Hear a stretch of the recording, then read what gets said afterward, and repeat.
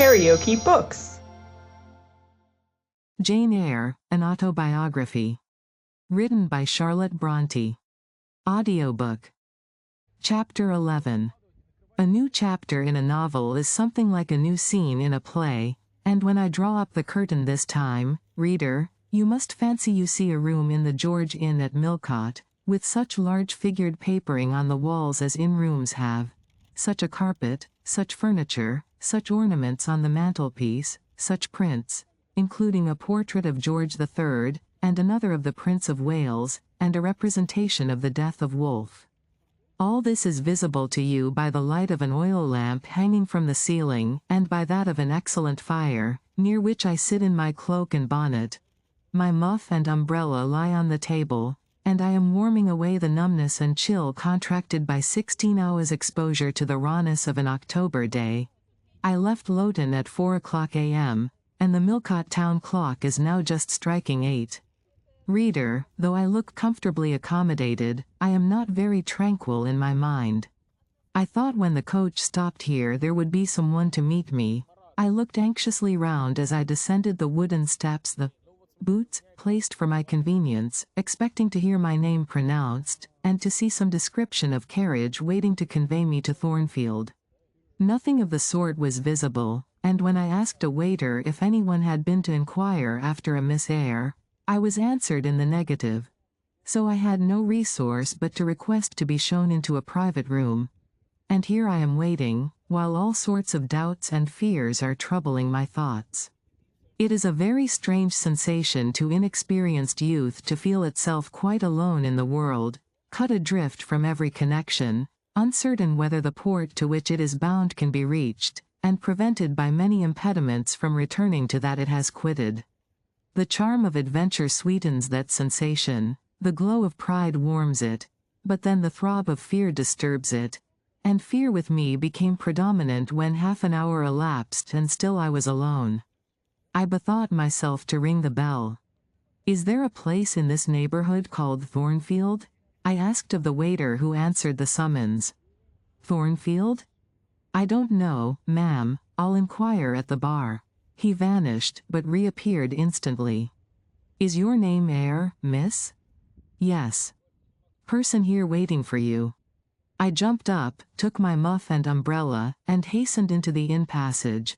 A man was standing by the open door, and in the lamp-lit street I dimly saw a one-horse conveyance. "This will be your luggage, I suppose," said the man rather abruptly when he saw me, pointing to my trunk in the passage. "Yes." He hoisted it onto the vehicle, which was a sort of car, and then I got in. Before he shut me up, I asked him how far it was to Thornfield. "A matter of 6 miles." "How long shall we be before we get there?" "Happen an hour and a half." He fastened the car door, climbed to his own seat outside, and we set off. Our progress was leisurely, and gave me ample time to reflect. I was content to be at length so near the end of my journey, and as I leaned back in the comfortable though not elegant conveyance, I meditated much at my ease. I suppose, thought I, judging from the plainness of the servant and carriage, Mrs. Fairfax is not a very dashing person. So much the better. I never lived amongst fine people but once, and I was very miserable with them. I wonder if she lives alone except this little girl. If so, and if she is in any degree amiable, I shall surely be able to get on with her. I will do my best. It is a pity that doing one's best does not always answer. At Lowood, indeed, I took that resolution, kept it, and succeeded in pleasing, but with Mrs. Reed, I remember my best was always spurned with scorn. I pray God Mrs. Fairfax may not turn out a second Mrs. Reed, but if she does, I am not bound to stay with her. Let the worst come to the worst, I can advertise again. How far are we on our road now, I wonder? I let down the window and looked out. Millcote was behind us. Judging by the number of its lights, it seemed a place of considerable magnitude, much larger than Loughton. We were now, as far as I could see, on a sort of common, but there were houses scattered all over the district. I felt we were in a different region to Lowood, more populous, less picturesque, more stirring, less romantic. The roads were heavy, the night misty. My conductor let his horse walk all the way, and the hour and a half extended, I verily believe, to 2 hours. At last he turned in his seat and said, "You're noin' so far fro Thornfield now." Again I looked out. We were passing a church. I saw its low broad tower against the sky, and its bell was tolling a quarter. I saw a narrow galaxy of lights too, on a hillside, marking a village or hamlet. About 10 minutes after, the driver got down and opened a pair of gates. We passed through, and they clashed to behind us. We now slowly ascended a drive, and came upon the long front of a house. Candlelight gleamed from one curtained bow window. All the rest were dark. The car stopped at the front door. It was opened by a maid servant. I alighted and went in. "Will you walk this way, ma'am?" said the girl, and I followed her across a square hall with high doors all round. She ushered me into a room whose double illumination of fire and candle at first dazzled me, contrasting as it did with the darkness to which my eyes had been for 2 hours inured. When I could see, however, a cozy and agreeable picture presented itself to my view. A snug small room, a round table by a cheerful fire, an armchair high-backed and old-fashioned, wherein sat the neatest imaginable little elderly lady, in widow's cap, black silk gown, and snowy muslin apron, exactly like what I had fancied Mrs. Fairfax, only less stately and milder looking. She was occupied in knitting. A large cat sat demurely at her feet. Nothing, in short, was wanting to complete the beau ideal of domestic comfort. A more reassuring introduction for a new governess could scarcely be conceived. There was no grandeur to overwhelm, no stateliness to embarrass. And then, as I entered, the old lady got up and promptly and kindly came forward to meet me. "How do you do, my dear? I am afraid you have had a tedious ride. John drives so slowly. You must be cold. Come to the fire." "Mrs. Fairfax, I suppose?" said I. "Yes, you are right. Do sit down." She conducted me to her own chair, and then began to remove my shawl and untie my bonnet strings. I begged she would not give herself so much trouble. "Oh, it is no trouble. I dare say your own hands are almost numbed with cold. Leah, make a little hot negus and cut a sandwich or two. Here are the keys of the storeroom." And she produced from her pocket a most housewifely bunch of keys, and delivered them to the servant. "Now, then, draw nearer to the fire," she continued. "You've brought your luggage with you, haven't you, my dear?" "Yes, ma'am." "I'll see it carried into your room," she said, and bustled out. She treats me like a visitor, thought I. I little expected such a reception. I anticipated only coldness and stiffness. This is not like what I have heard of the treatment of governesses, but I must not exult too soon. She returned. With her own hands cleared her knitting apparatus and a book or two from the table, to make room for the tray which Leah now brought, and then herself handed me the refreshments. I felt rather confused at being the object of more attention than I had ever before received, and, that too, shown by my employer and superior. But as she did not herself seem to consider she was doing anything out of her place, I thought it better to take her civilities quietly. "Shall I have the pleasure of seeing Miss Fairfax tonight?" I asked, when I had partaken of what she offered me. "What did you say, my dear?" "I am a little deaf," returned the good lady, approaching her ear to my mouth. I repeated the question more distinctly. "Miss Fairfax? Oh, you mean Miss Varens. Varens is the name of your future pupil." "Indeed. Then she is not your daughter?" "No, I have no family." I should have followed up my first inquiry by asking in what way Miss Varens was connected with her, but I recollected it was not polite to ask too many questions. Besides, I was sure to hear in time. "I am so glad," she continued, as she sat down opposite to me, and took the cat on her knee, "I am so glad you are come. It will be quite pleasant living here now with a companion. To be sure it is pleasant at any time, for Thornfield is a fine old hall, rather neglected of late years perhaps, but still it is a respectable place. Yet you know in winter time one feels dreary quite alone in the best quarters. I say alone, Leah is a nice girl to be sure, and John and his wife are very decent people. But then you see they are only servants, and one can't converse with them on terms of equality. One must keep them at due distance, for fear of losing one's authority. I'm sure last winter, it was a very severe one, if you recollect, and when it did not snow, it rained and blew, not a creature but the butcher and postman came to the house, from November till February. And I really got quite melancholy with sitting night after night alone. I had Leah in to read to me sometimes, but I don't think the poor girl liked the task much, she felt it confining. In spring and summer one got on better, sunshine and long days make such a difference, and then, just at the commencement of this autumn, little Adela Varens came and her nurse. A child makes a house alive all at once, and now you are here I shall be quite gay. My heart really warmed to the worthy lady as I heard her talk, and I drew my chair a little nearer to her, and expressed my sincere wish that she might find my company as agreeable as she anticipated. "But I'll not keep you sitting up late tonight," said she. "It is on the stroke of 12 now, and you have been traveling all day. You must feel tired. If you have got your feet well warmed, I'll show you your bedroom. I've had the room next to mine prepared for you. It is only a small apartment, but I thought you would like it better than one of the large front chambers. To be sure they have finer furniture, but they are so dreary and solitary, I never sleep in them myself." I thanked her for her considerate choice, and as I really felt fatigued with my long journey, expressed my readiness to retire. She took her candle, and I followed her from the room. First she went to see if the hall door was fastened. Having taken the key from the lock, she led the way upstairs. The steps and banisters were of oak, the staircase window was high and latticed. Both it and the long gallery into which the bedroom doors opened looked as if they belonged to a church rather than a house.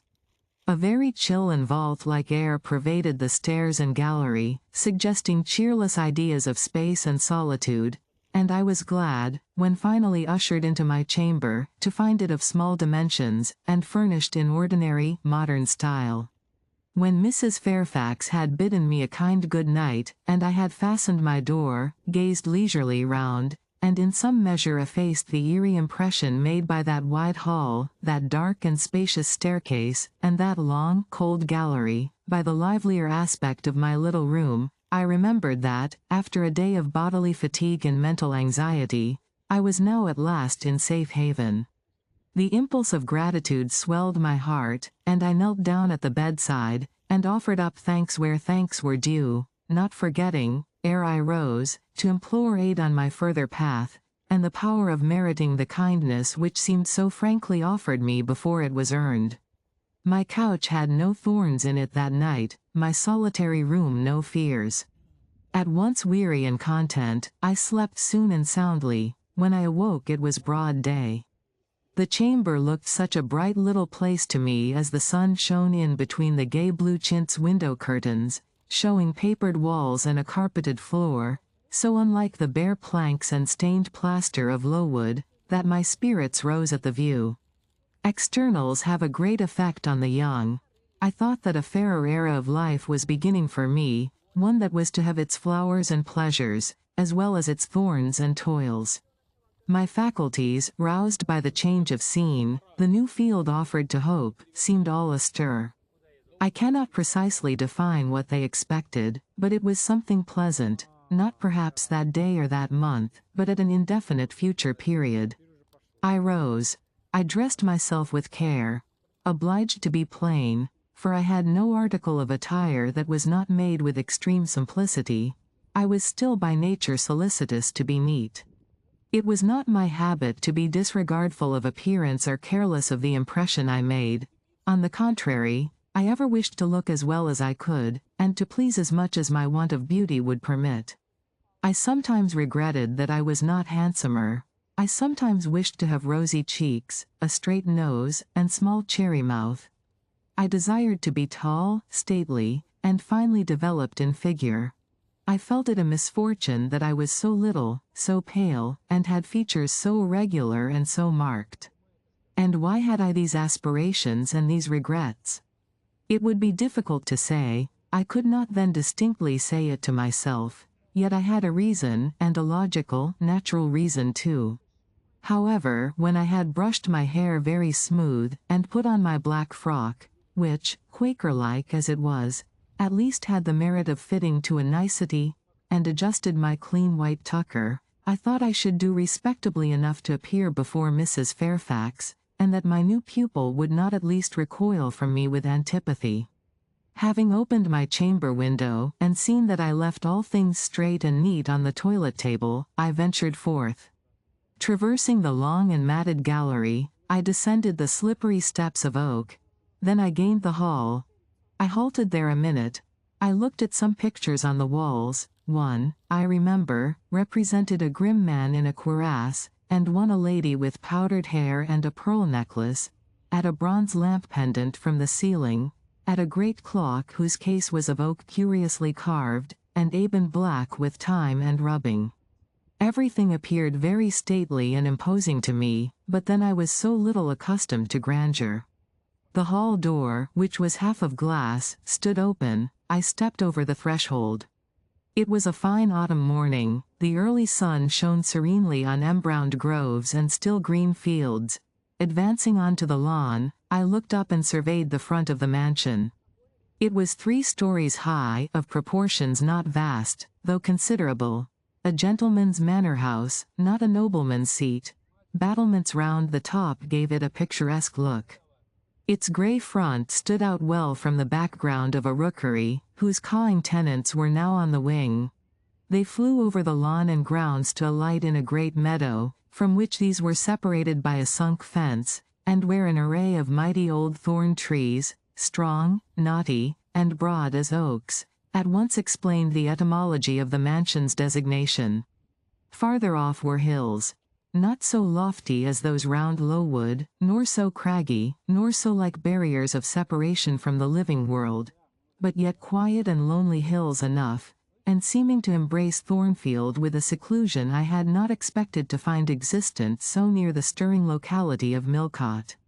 A little hamlet, whose roofs were blent with trees, straggled up the side of one of these hills. The church of the district stood nearer Thornfield. Its old tower top looked over a knoll between the house and gates. I was yet enjoying the calm prospect and pleasant fresh air, yet listening with delight to the cawing of the rooks, yet surveying the wide, hoary front of the hall, and thinking what a great place it was for one lonely little dame like Mrs. Fairfax to inhabit, when that lady appeared at the door. "What? Out already?" said she. "I see you are an early riser." I went up to her, and was received with an affable kiss and shake of the hand. "How do you like Thornfield?" she asked. I told her I liked it very much. "Yes," she said, "it is a pretty place, but I fear it will be getting out of order, unless Mr. Rochester should take it into his head to come and reside here permanently, or, at least, visit it rather oftener. Great houses and fine grounds require the presence of the proprietor." "Mr. Rochester," I exclaimed. "Who is he?" "The owner of Thornfield," she responded quietly. "Did you not know he was called Rochester?" Of course I did not. I had never heard of him before, but the old lady seemed to regard his existence as a universally understood fact, with which everybody must be acquainted by instinct. "I thought," I continued, "Thornfield belonged to you." "To me?" "Bless you, child, what an idea." "To me. I am only the housekeeper, the manager. To be sure I am distantly related to the Rochesters by the mother's side, or at least my husband was. He was a clergyman, incumbent of Hay. That little village yonder on the hill, and that church near the gates was his. The present Mr. Rochester's mother was a Fairfax, and second cousin to my husband, but I never presume on the connection. In fact, it is nothing to me. I consider myself quite in the light of an ordinary housekeeper. My employer is always civil, and I expect nothing more. And the little girl, my pupil. She is Mr. Rochester's ward. He commissioned me to find a governess for her. He intended to have her brought up in Shire, I believe. Here she comes, with her bonne, as she calls her nurse. The enigma then was explained. This affable and kind little widow was no great dame, but a dependent like myself. I did not like her the worse for that. On the contrary, I felt better pleased than ever. The equality between her and me was real, not the mere result of condescension on her part. So much the better, my position was all the freer. As I was meditating on this discovery, a little girl, followed by her attendant, came running up the lawn. I looked at my pupil, who did not at first appear to notice me. She was quite a child, perhaps 7 or 8 years old, slightly built, with a pale, small-featured face, and a redundancy of hair falling in curls to her waist. "Good morning, Miss Adela," said Mrs. Fairfax. "Come and speak to the lady who is to teach you, and to make you a clever woman some day." She approached. "C'est la ma gouvernante," said she, pointing to me, and addressing her nurse, who answered, "Mais oui, certainement." "Are they foreigners?" I inquired, amazed at hearing the French language. The nurse is a foreigner, and Adela was born on the continent, and, I believe, never left it till within 6 months ago. When she first came here she could speak no English. Now she can make shift to talk it a little. I don't understand her, she mixes it so with French. But you will make out her meaning very well, I dare say. Fortunately I had the advantage of being taught French by a French lady, and as I had always made a point of conversing with Madame Pierrot as often as I could, and had besides, during the last 7 years, learnt a portion of French by heart daily, applying myself to take pains with my accent, and imitating as closely as possible the pronunciation of my teacher, I had acquired a certain degree of readiness and correctness in the language, and was not likely to be much at a loss with Mademoiselle Adela. She came and shook hands with me when she heard that I was her governess, and as I led her into breakfast, I addressed some phrases to her in her own tongue. She replied briefly at first, but after we were seated at the table, and she had examined me some 10 minutes with her large hazel eyes, she suddenly commenced chattering fluently. "Ah," cried she, in French, "you speak my language as well as Mr. Rochester does. I can talk to you as I can to him, and so can Sophie.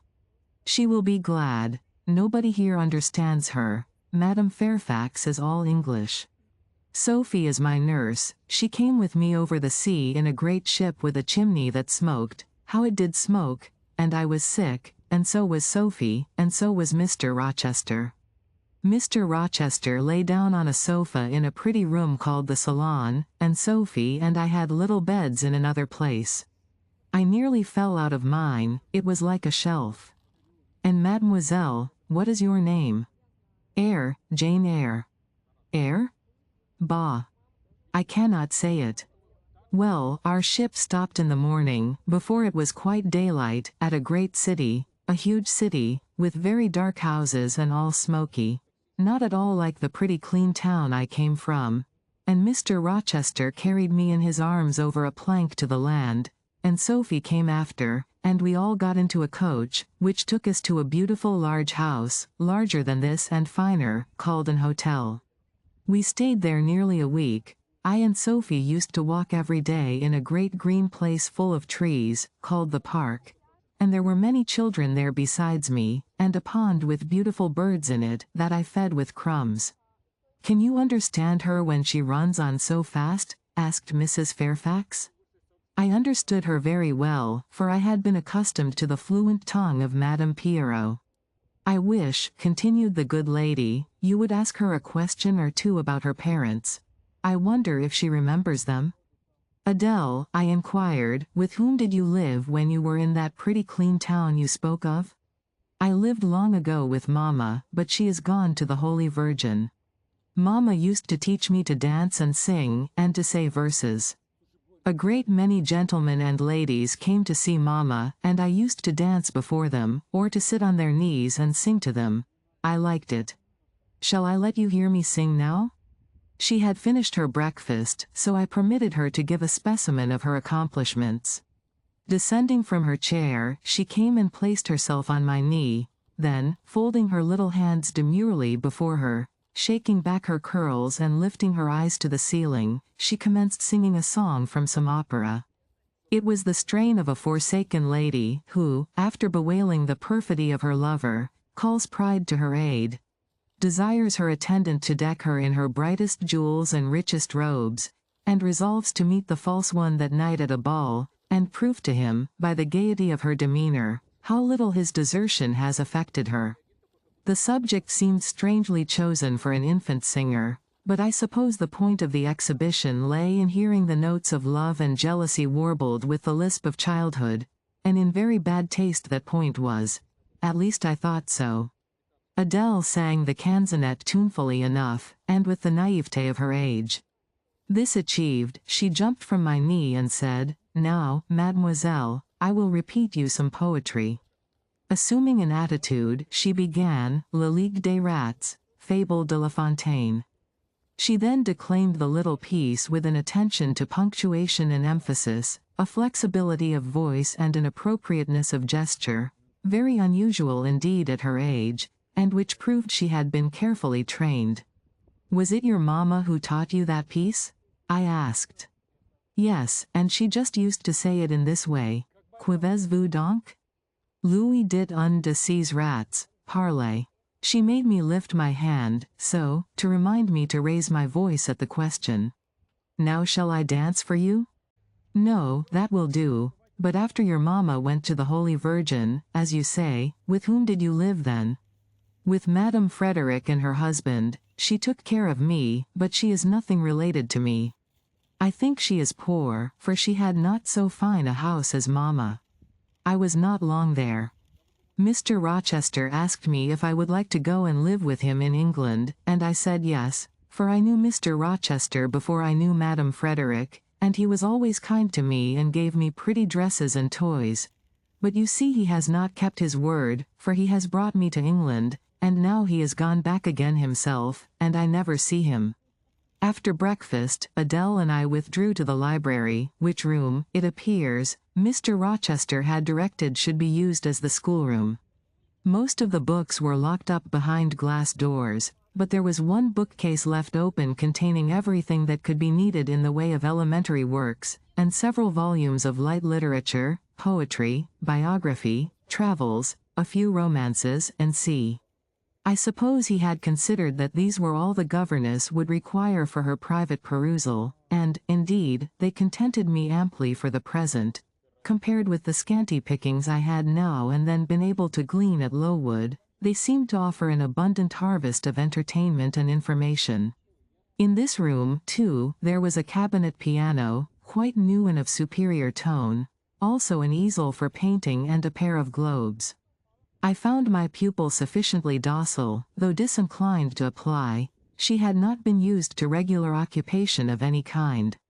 I felt it would be injudicious to confine her too much at first, so, when I had talked to her a great deal, and got her to learn a little, and when the morning had advanced to noon, I allowed her to return to her nurse. I then proposed to occupy myself till dinner time in drawing some little sketches for her use.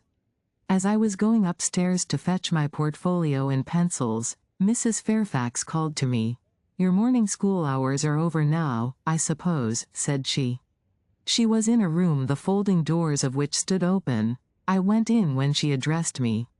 It was a large, stately apartment, with purple chairs and curtains, a Turkey carpet, walnut-paneled walls, one vast window rich in stained glass, and a lofty ceiling, nobly molded.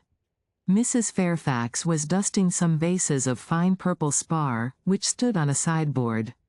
"What a beautiful room!" I exclaimed, as I looked round, for I had never before seen any half so imposing. "Yes, this is the dining room. I have just opened the window, to let in a little air and sunshine, for everything gets so damp in apartments that are seldom inhabited. The drawing room yonder feels like a vault." She pointed to a wide arch corresponding to the window, and hung like it with a Tyrian dyed curtain, now looped up. Mounting to it by two broad steps, and looking through, I thought I caught a glimpse of a fairy place, so bright to my novice eyes appeared the view beyond. Yet it was merely a very pretty drawing room, and within it a boudoir, both spread with white carpets, on which seemed laid brilliant garlands of flowers, both sealed with snowy moldings of white grapes and vine leaves, beneath which glowed in rich contrast crimson couches and ottomans, while the ornaments on the pale Parian mantelpiece were of sparkling Bohemian glass, ruby red, and between the windows large mirrors repeated the general blending of snow and fire. "In what order you keep these rooms, Mrs. Fairfax?" said I. "No dust, no canvas coverings, except that the air feels chilly. One would think they were inhabited daily."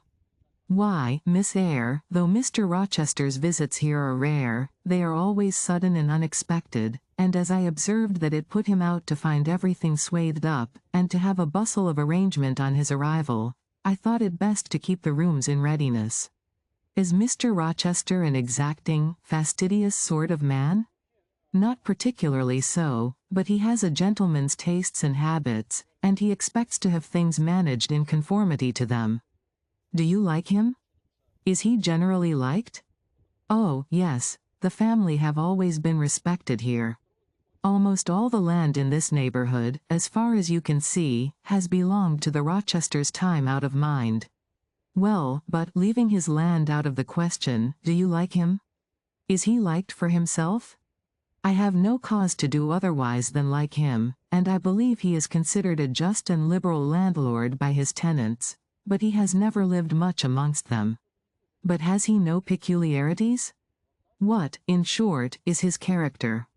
"Oh, his character is unimpeachable, I suppose. He is rather peculiar, perhaps. He has traveled a great deal, and seen a great deal of the world, I should think. I dare say he is clever, but I never had much conversation with him." "In what way is he peculiar?"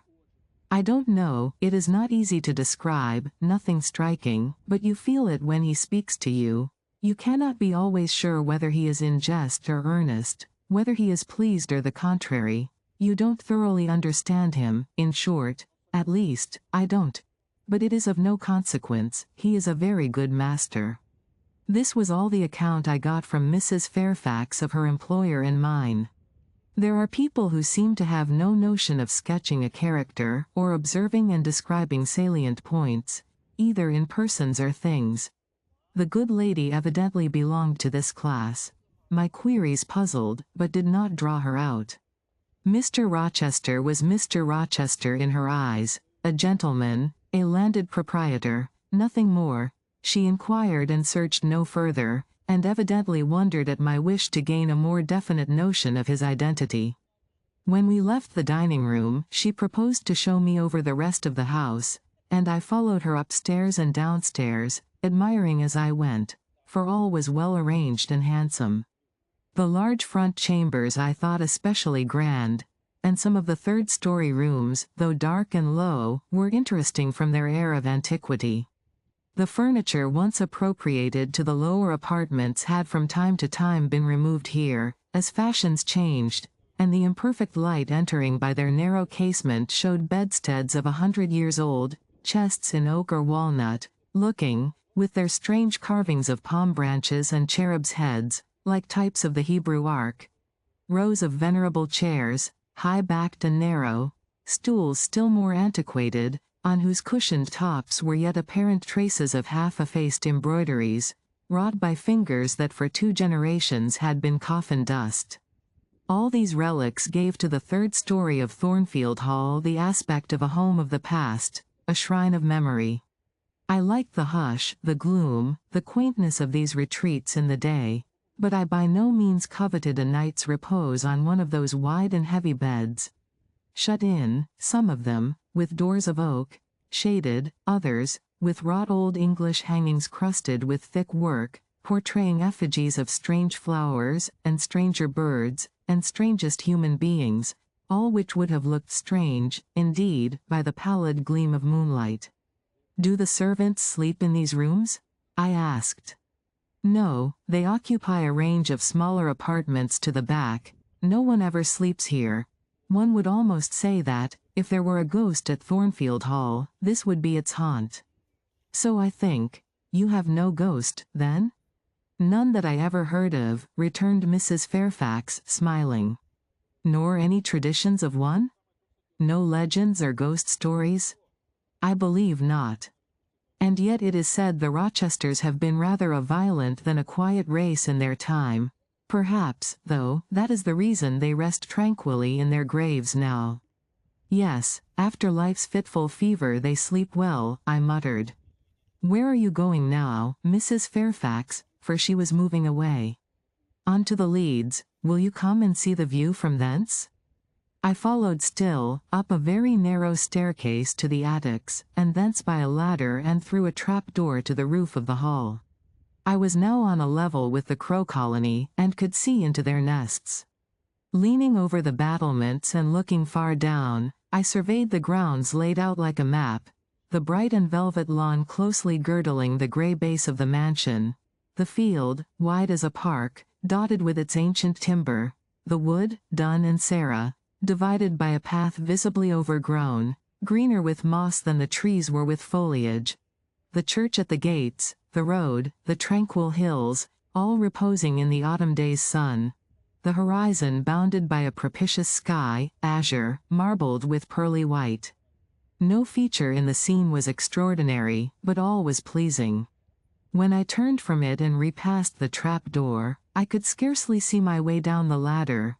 The attic seemed black as a vault compared with that arch of blue air to which I had been looking up, and to that sunlit scene of grove, pasture, and green hill, of which the hall was the center, and over which I had been gazing with delight. Mrs. Fairfax stayed behind a moment to fasten the trap-door. I, by dint of groping, found the outlet from the attic, and proceeded to descend the narrow garret staircase. I lingered in the long passage to which this led, separating the front and back rooms of the third story, narrow, low, and dim, with only one little window at the far end, and looking, with its 2 rows of small black doors all shut, like a corridor in some Bluebeard's castle. While I paced softly on, the last sound I expected to hear in so still a region, a laugh, struck my ear. It was a curious laugh, distinct, formal, mirthless. I stopped. The sound ceased, only for an instant. It began again, louder, for at first, though distinct, it was very low. It passed off in a clamorous peal that seemed to wake an echo in every lonely chamber, though it originated but in one, and I could have pointed out the door whence the accents issued. Mrs. Fairfax, I called out, for I now heard her descending the great stairs. Did you hear that loud laugh? Who is it? Some of the servants, very likely, she answered. Perhaps Grace Poole. Did you hear it? I again inquired. Yes, plainly. I often hear her. She sews in one of these rooms. Sometimes Leah is with her. They are frequently noisy together. The laugh was repeated in its low, syllabic tone, and terminated in an odd murmur. Grace, exclaimed Mrs. Fairfax. I really did not expect any Grace to answer, for the laugh was as tragic, as preternatural a laugh as any I ever heard, but that it was high noon, and that no circumstance of ghostliness accompanied the curious cachinnation. But that neither scene nor season favored fear, I should have been superstitiously afraid. However, the event showed me I was a fool for entertaining a sense even of surprise. The door nearest me opened, and a servant came out, a woman of between 30 and 40, a set, square-made figure, red-haired, and with a hard, plain face. Any apparition less romantic or less ghostly could scarcely be conceived. Too much noise, Grace, said Mrs. Fairfax. Remember directions. Grace curtsied silently and went in. She is a person we have to sew and assist Leah in her housemaid's work, continued the widow, not altogether unobjectionable in some points, but she does well enough. By the by, how have you got on with your new pupil this morning? The conversation, thus turned on Adele, continued till we reached the light and cheerful region below. Adele came running to meet us in the hall, exclaiming, Mesdames, vous êtes servies, adding, J'ai bien faim, moi. We found dinner ready, and waiting for us in Mrs. Fairfax's room. If you liked what you heard, please subscribe to the channel.